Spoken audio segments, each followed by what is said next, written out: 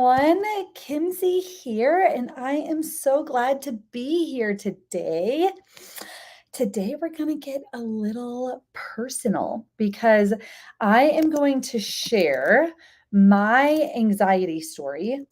Let me let everyone know that I'm going live. Here. Okay, I am going to share my anxiety story. I'm going to share my personal health story and talk about what I was experiencing, what I did to figure out what the actual root causes were that were affecting my anxiety, and then like brain fog and digestion and all these different things. And what the process involved to get me where I am today, 10 years later, and the daily non negotiables. So, like what my day looks like, essentially, the daily non negotiables that keep me on track.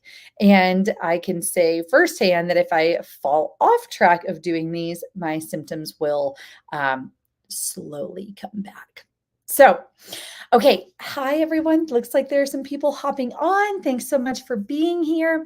If you are here with me live, if you could comment below and give me a wave, let me know that you're here with us. If you're watching the replay, also, tag me in questions, tag me in feedback. I would really love to make this as interactive as possible and here to hear about your story. What has worked for you? What are some of your non-negotiables in your journey, your health journey, physical and mental health journey?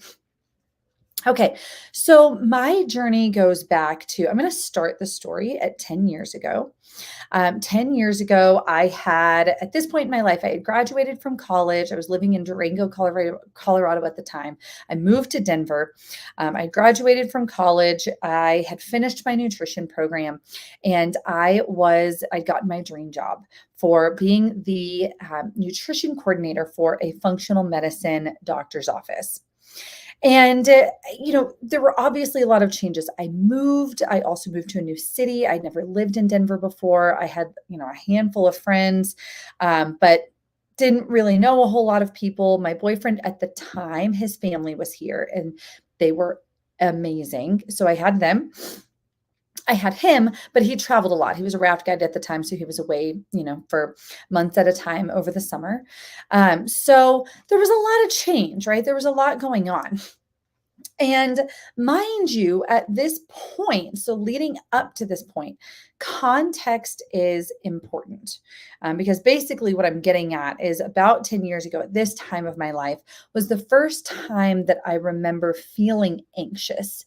I had never up to that point, like I would feel stressed, I'd feel overwhelmed, I would feel like nervous, but never anxiety, that feeling of like fear and dread and overwhelm and like can't calm down despite the external world not really justifying feeling that way. So leading up to this though, I had digestive issues for years. I've shared this a lot in my lives. Constipation was a big part of what got me into this field. So I had digestive issues for a long time. Acid reflux so bad that I lost my voice for 4 months. This was all in college. I had polyps on my larynx. I mean, it was awful. So, that was the biggest. I'd gained weight during college, but a lot of that was like, diet and lifestyle induced. So constipation for years prior to this, acid reflux, and had gained weight. But I'd also just finished my nutrition program. So that was a 2-year program and I changed my diet. I became gluten-free. I had done elimination diets, and long story short, had stayed at this time of my life. I was gluten-free, dairy-free, really limited sugar, wasn't eating processed foods, limited corn and soy. And the digestive issues had largely improved. It had really, really improved. So, fast forward now, we're back at that time 10 years ago. And I start feeling the anxiety. And at first I just pawn it off as stress. It's my boyfriend's gone. I started a new job. I also stopped birth control few months prior to that. So I'm thinking there's a lot of things going on. I was just finishing school. It's probably just stress and overwhelm. Well, when this goes on for several months and now I'm like, all right, I don't really feel stressed per se, not stressed enough to warrant feeling the way that I was feeling, the level of anxiety that I was feeling on a day-to-day basis. And at the same time, there were other things I was noticing. So I was struggling with insomnia. I would wake up at 3 a.m, often struggling to go back to sleep. Brain fog was coming on much more frequently. The digestive issues were coming back, and I was starting to gain weight again. And this was all despite all those things had really gone away when I changed my diet. So I was still eating the same way, and I didn't understand why these were all coming back. So again, when this went on for about 6 months and it was really starting to become like debilitating is when I decided to actually do something about it.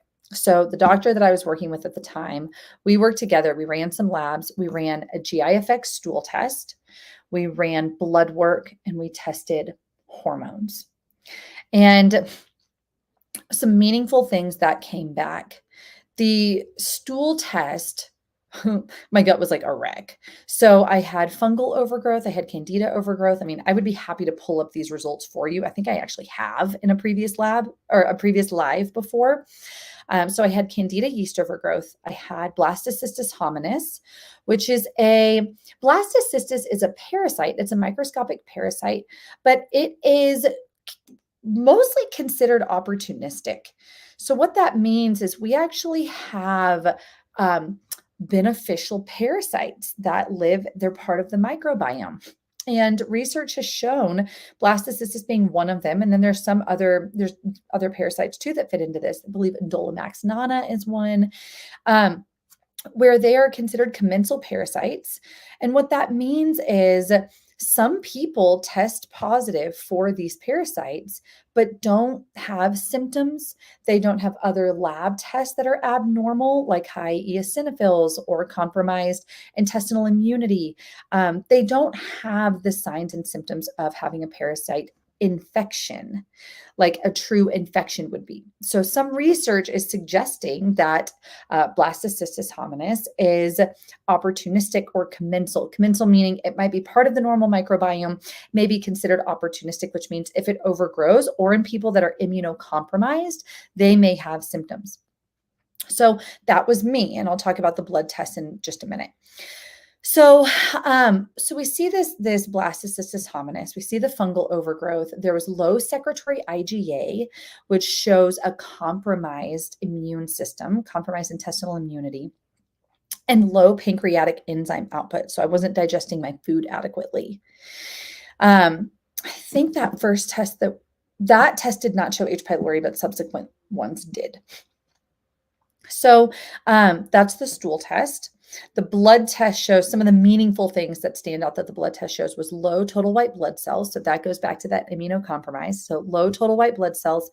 That can also, there are many reasons that can cause that.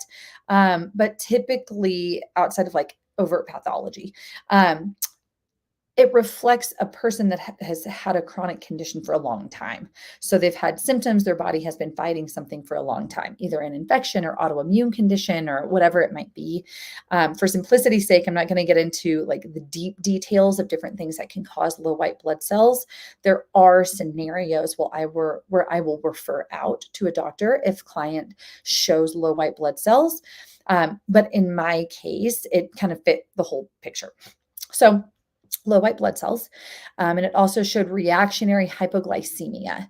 So I would, at that time period in my life, despite eating a really healthy diet, I was very glucose dependent, which meant if I went 3 hours without eating, 4 hours without eating, I would become like ravenously hungry, shaky, hangry, irritable, like all those classic like glucose dependent signs that to a large degree have been normalized by society. I have also, if you're wondering about the connection, if you're like, I experienced those things, I've given lives before in my Facebook group. Holistic Solutions for Mental Health and Wellness. I think I did just a week or two ago, talking about the role that blood sugar plays in anxiety, depression, and poor focus, like ADD and ADHD. It's huge. So make sure to go watch that. But nonetheless, the blood work showed those things. And then hormones showed low cortisol output in the morning. So lower cortisol in the morning. And it was just kind of, it wasn't flatline and it wasn't severely dysregulated, but it was low in the morning. And then it kind of lowered during the rest of the day, followed the rest of the normal circadian rhythm. And low progesterone, which is pretty common for women with the culprit with low progesterone is stress and inflammation, largely. So all of these things are recipes for how I was feeling, and especially the anxiety. And to this day, this is the approach that we take in my practice when people are coming in with anxiety. I work with ambitious, successful, driven men and women who are struggling with their mental health and performance. And they've typically tried all the things. They've tried therapy, they've tried supplements, they've tried medication. They may be on medication, but they have a goal to come off of it. And they're still struggling with it. These things may help, but they're still managing it on a day-to-day basis, and it's impacting their life enough to be a problem and affect how they show up in their relationships, their career, their daily life. So this is the approach that we take, and I basically took it on myself, which is how I figured out this approach, right?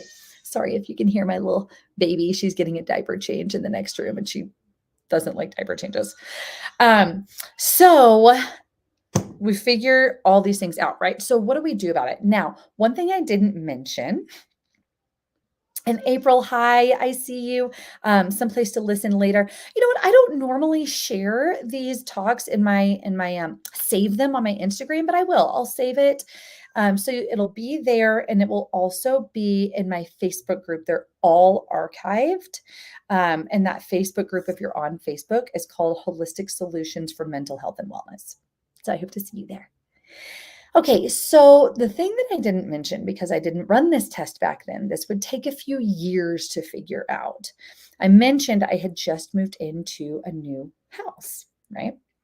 And it was over the course of living at this house that my health spiraled. All these things started coming back, right? So the anxiety was the first time I'd ever experienced that. The brain fog, the insomnia, I was gaining weight, the digestive issues, all those things that had largely improved before were all screaming back. And at the time, I started suspecting the house. So I tested radon, and there were high levels of radon, which is a radioactive byproduct of uranium. It's a gas. It's very common here in Colorado and along the Rocky Mountains in general. So very common here. Radon detectors are very common here, especially if houses have a basement.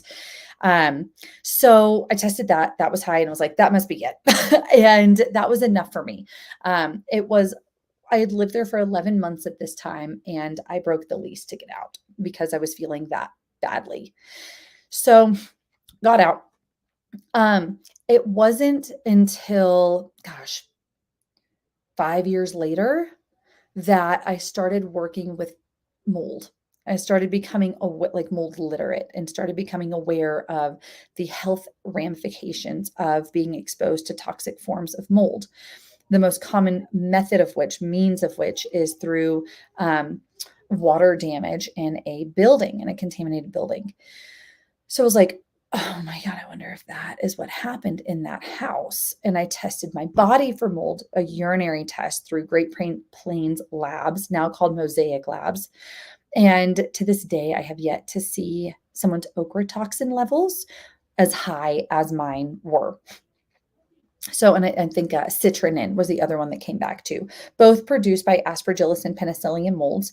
By far the most common type of mold and mycotoxins that come back on that test. I see this all the time now.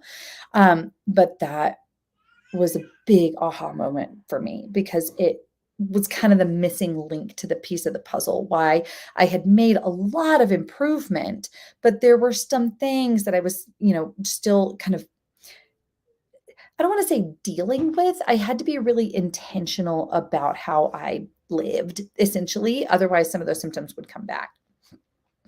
So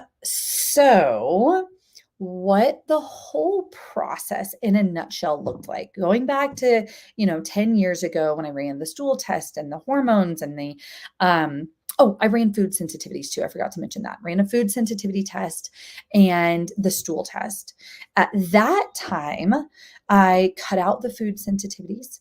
I started an antimicrobial protocol. So I used Metagenics, Candibactin AR, and Candibactin BR back at that time. And that was transformative. Those supplements made a huge difference in the brain fog, my digestion, my energy. I started to lose weight. Those things made a big difference in addressing my gut microbiome. I'd also moved out of the house. So looking back, like that probably made a big difference also. I somewhere along the lines, I don't remember when this was, but I ran 23andMe and got a genetic test. And I think it was actually around this time period. I got a genetic test and I learned I had a heterozygous mutation in my cytochrome P450 pathways, 1YA, I believe it is, which affects hormone estrogen degradation and certain chemicals or detox through that pathway. So I had started using a medical food. There's different ones. I've used Designs for Health Veg Cleanse, Vital Nutrients, Vital Clear, Metagenics, Ultra Clear Renew. Those are usually the ones that I use. I've used different ones over the years, but I had found that being on a medical food as opposed to like just a multivitamin or, milk thistle or just like pill forms of supplements to support my liver and detox pathways, I always felt better on a medical food. And I think that I came to the conclusion that that genetic mutation is why. Having just that little extra daily support of detox and inflammatory support, really helps me. So I used a medical food, I used the antimicrobials, and I did more than one round of antimicrobials. I forgot about this. I also had developed a rash in my armpits and along my groin that would take me a little bit of time to figure out was fungal. So it was a fungal rash. It was coming from my gut. And the doctor that I was working with prescribed 2 weeks of fluconazole, and that helped a lot too. That rash went away. That helped a lot. So let's see, the natural antimicrobials, more than one round, the fluconazole for 2 weeks, supporting the detox pathways daily. I'd also started to be introduced to like breath work and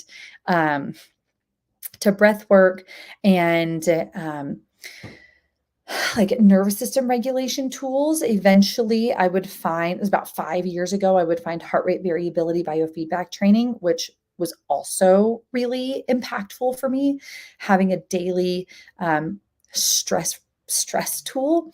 Because here's the other thing, like I had used adaptogens, I had used like for the hormonal support, I had used chasteberry, I had done like different things to support the progesterone and stress response. But what moved the needle the most and still moves the needle to this day is a couple things: the breath work daily, the heart rate variability daily, most days of the week. I later went on to, what'll be 7 years ago this year, to start my own business. And the reason I say this made a big impact was I finally just acknowledged that I don't tolerate stress well. And a 40-hour per week job where I had to show up to an office and be on and go through rush hour traffic, and it was just really hard for me. And I had always planned to start my own business. So that made a big impact in working from home, having the solitude of working from home and, waking up and having a slow morning. And that's where,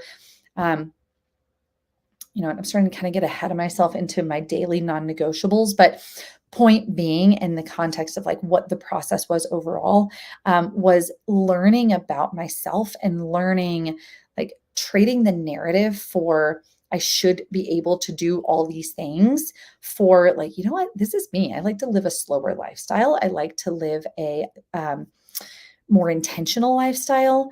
And then kind of creating a life around that made a huge difference. And I'll get to how that shows up and still plays a really big role in my life today. But going back to some of the other needle movers, I will say getting out of the house, obviously, looking back, getting out of the house. And then I did, once I tested for mold several years ago and learned that that was part of my story, I did go through, I used GI detox and different types of probiotics. Saccharomyces boulardii has been a really big part of my story because it's also anti-candida. Saccharomyces boulardii is like, it's a yeast. It's not a bacteria. It's a friendly yeast probiotic that is a yeast eating yeast. So really helpful for H. pylori, for SIBO, for candida. Great probiotic to have in the repertoire. I used that probiotic. And then for what I would later find was H. pylori, I used a product called Gastromend that I use all the time now for clients. It's mastic gum and licorice and aloe, and like this blend of nutrients specific for H. pylori and stomach mucosal health. So I'm sharing right now like some of the key things that I did and products that I used and lifestyle routines that I implemented that had the biggest transformation on my health. As far as diet goes, so I was already gluten-free and dairy-free at the time, and really minimal corn, soy, and sugar. And I stayed that way for a while. I eventually brought dairy back in, was able to bring dairy back in, and still eat full fat, organic, grass-fed dairy products. So I brought dairy back in. One thing that, in addition to those things, moved the needle a lot was intermittent fasting for me. I know that's controversial for women. I will say I recommend it very frequently for many of my female clients, like 14 to 16 hours of fasting overnight, and then ensuring that they're eating enough food during the day. But intermittent fasting was huge for me. Oh my gosh, I just clicked over the window and saw all these questions on Facebook. Okay, let me get to these real quick, and then I'll keep talking about intermittent fasting. Jessica, do you think air hunger? Oh my God, I'm so glad you asked about air hunger. That was a big symptom. I hate air hunger. And no, I do not think it's all anxiety related. So Jessica on Facebook is asking about the symptom of air hunger. Air hunger is this feeling where you can't get a deep breath. You'll find yourself kind of breathing like that to try to get a deep breath, but it's the sensation that you can't get a deep breath. It's not shortness of breath. The lungs are fine. So from the research I've done, the lungs are fine. What causes it is actually an issue with oxygen, carbon dioxide exchange in the lungs. So, Jessica, I also had a doctor tell me that it was anxiety related. I do not believe it's anxiety related. I attribute that back to my mold exposure personally. Because I've noticed if my digestion, when I was going through the healing journey and my digestion was starting to flare up and like the fogginess was starting to flare up, the air hunger would also flare up. And then when those things are gone, the air hunger is also gone. So way back 10 years ago, that sensation would keep me up at night and was part of the reason I wasn't able to fall back asleep when I would wake up. So thank you for asking about that. No, I do not think it's only anxiety related.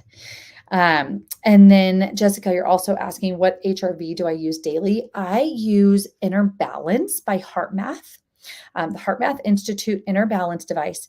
For a long time, I was using the Inner Balance app also that coincides with it. So HeartMath's Inner Balance app.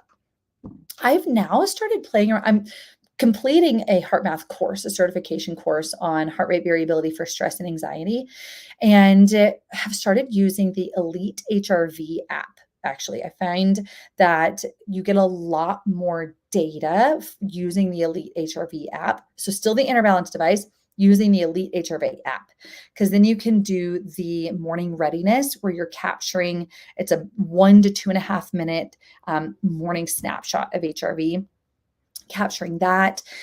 You can still like do different forms of biofeedback. You can find your resonance frequency. You can find all the like RMSS data and things for HRV information. So I really like the Elite HRV app. Timothy is asking or saying, upon graduating from college in 94, I moved into a home with a musty basement, North Boston, put in Klonopin for anxiety, tapering that one the next few years. Oh, yeah, I know. I hear you, Timothy. I'm so sorry that you went through that. And it sounds like our stories are very similar. And I know you and I have chatted before, and it sounds like you're in a better place now and are continuing to find answers and advocate for yourself. So I hope that's the case. And if you ever need anything, let me know. And then Jessica, so with the air hunger, do you correct with healing the gut to fix that exchange?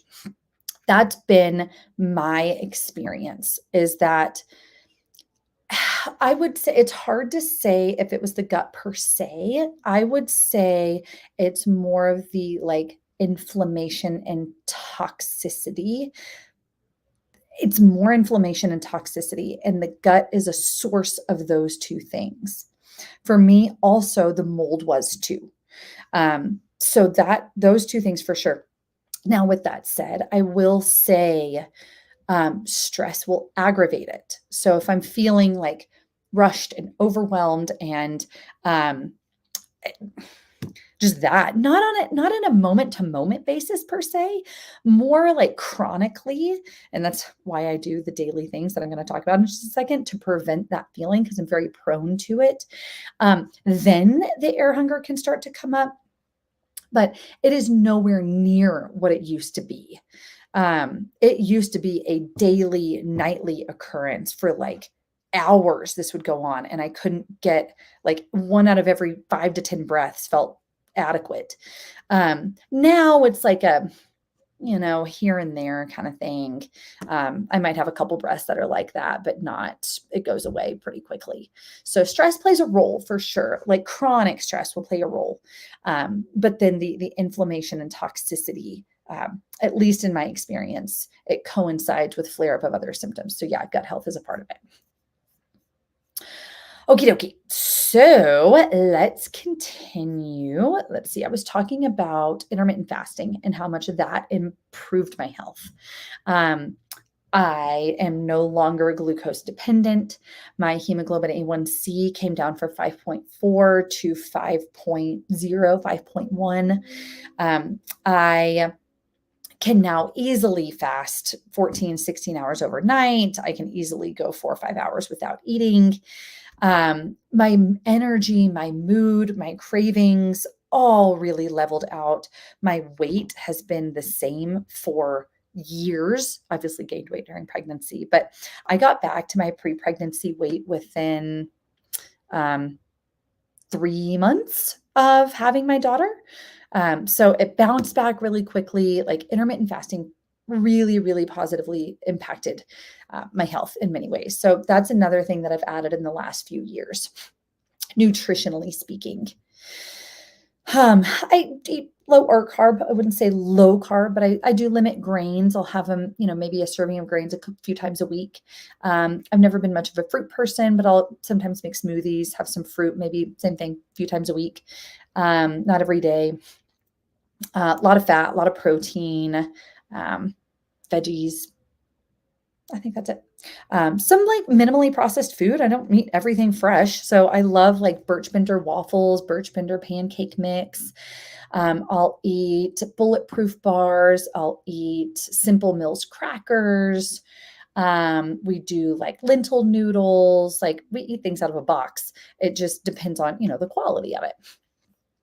So that's still diet.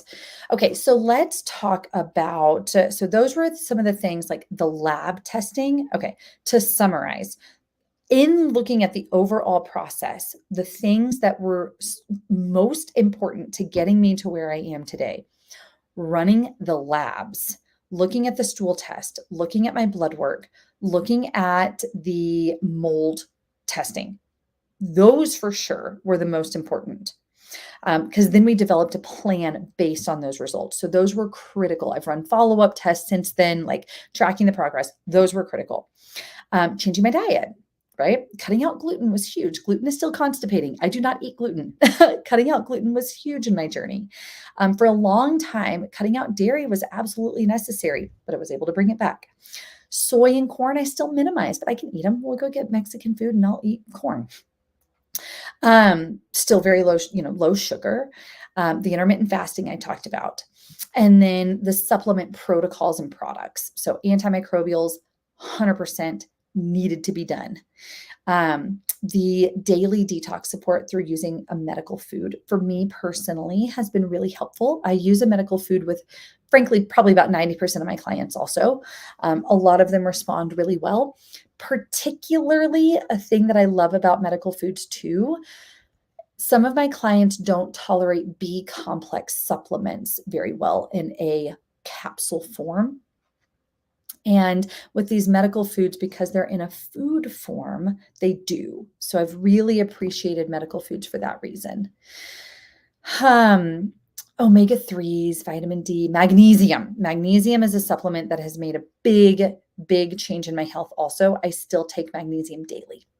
That is something I continue to do for bowel support. Magnesium glycinate, magnesium citrate, but I'll take magnesium daily for bowel support.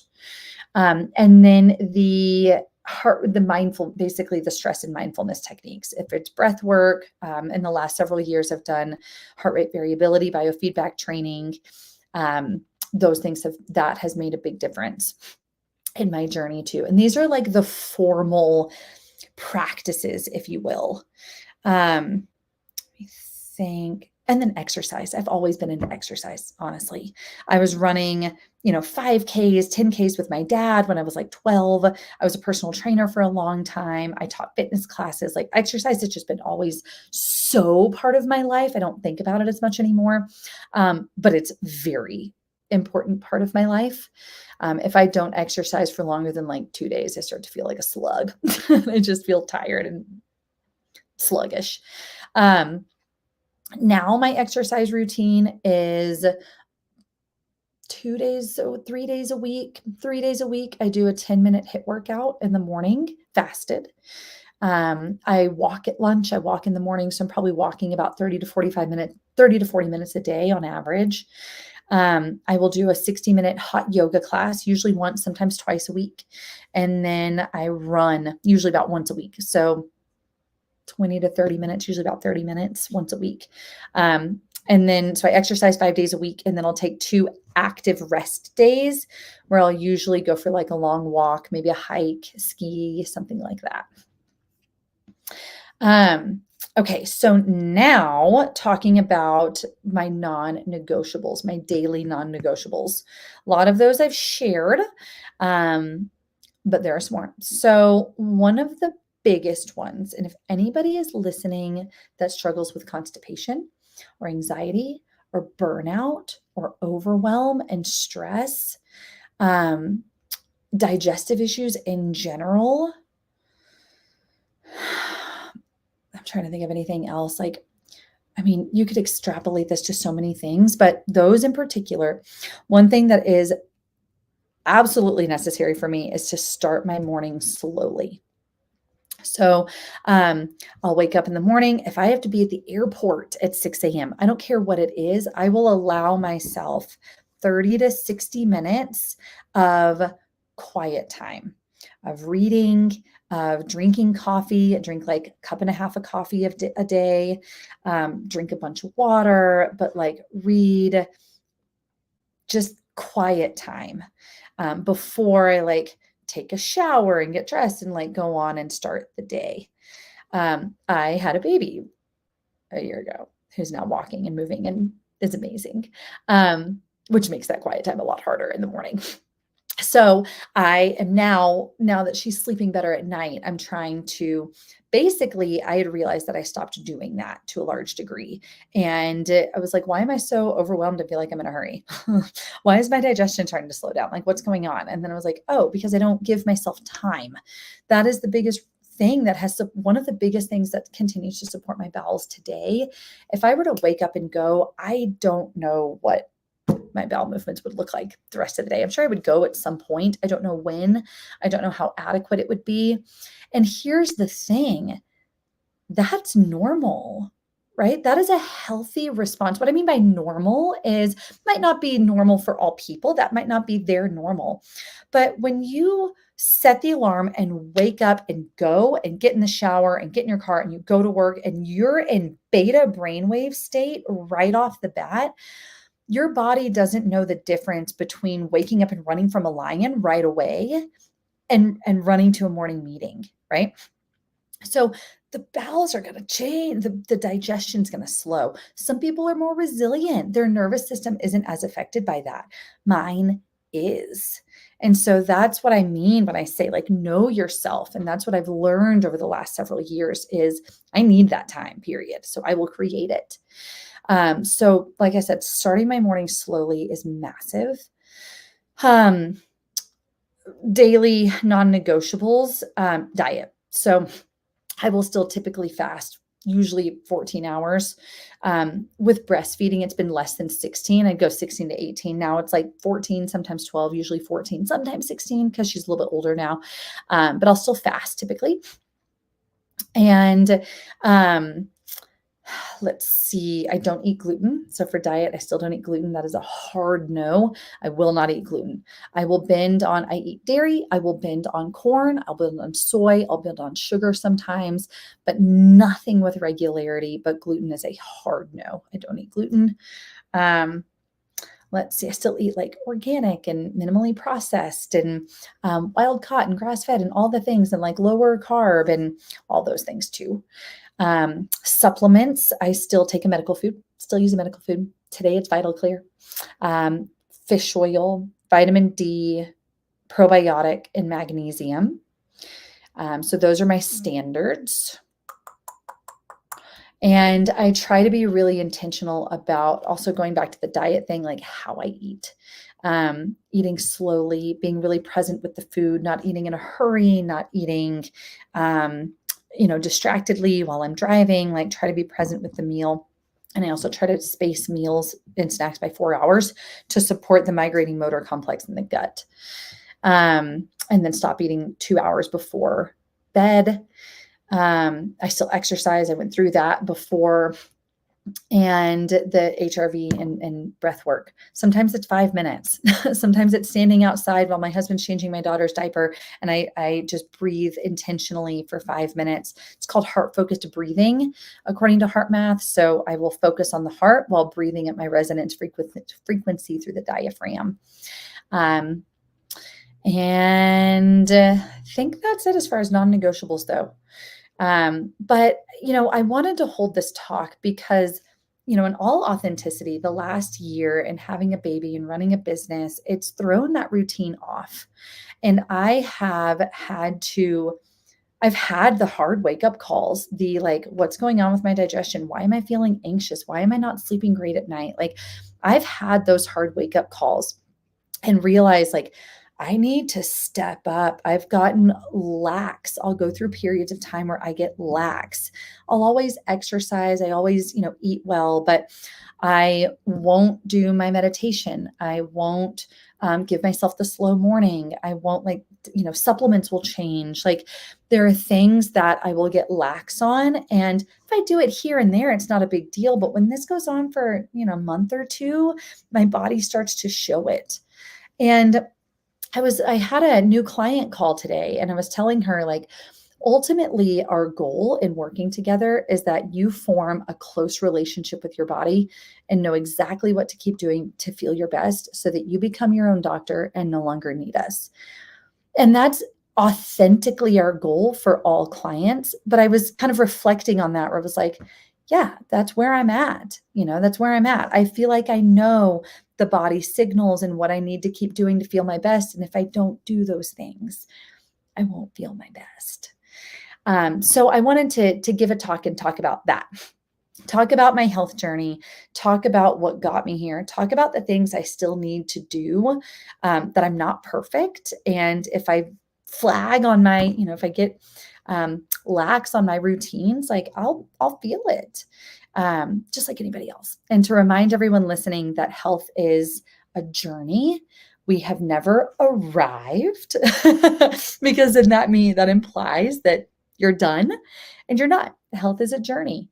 And having that close relationship with your body is, and also I think, going through the journey and having a lot of clarity on what exactly are the problems, and a plan to fix it is really important too.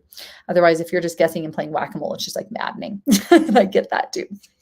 So, okay, a couple more questions Jessica had. So reducing your inflammation is the best approach for the air hunger. Yes.